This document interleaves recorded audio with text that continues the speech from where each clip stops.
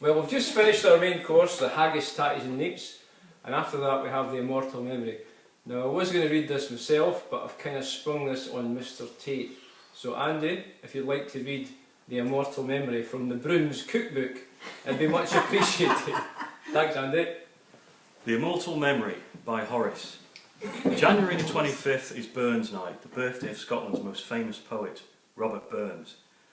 He's more than our national poet, he has become a symbol of Scottish national identity, whose work is still read, recited and sung in schoolrooms, Burns suppers and concerts all around the world. Burns was born in 1759, the eldest son of an Alloway farmer, in a two-roomed thatched cottage in the village of Alloway, about 2 miles from the town of Ayr. The cottage was built by his father, William Burns, also spelled Burns, and it survives to this day. Farming life was very hard, it was very hard, and the children worked as hard as the adults. Some believe this hard work in all weathers contributed to Robert Burns' ill health in his later life. His family led a very frugal life, physically demanding existence, and young Burns wrote poetry as an escape from these harsh circumstances.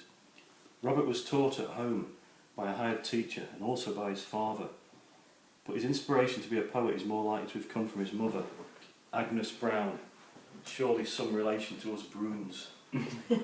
Although she could not read, Agnes knew of many traditional poems and tales, and she used to tell them to Robert on her knee.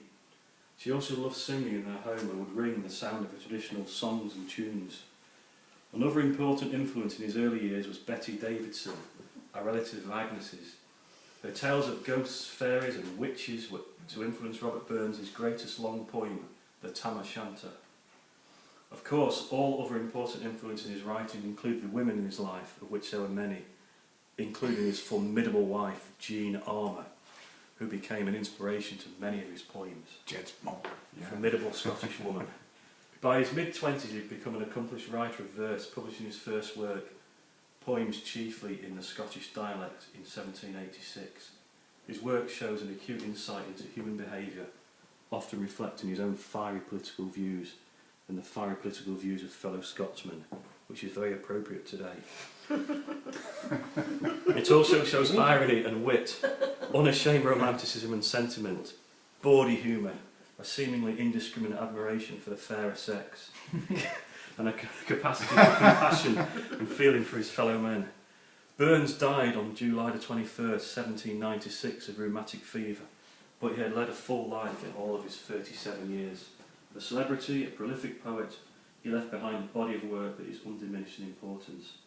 Please be upstanding and drink a toast to the immortal memory of Scotland's bard, Robert Burns. The Bard! The Bard! The Bard! The Bard! Well done, Andy, that was fantastic. Well done, Andy. Well done, Andy, lad.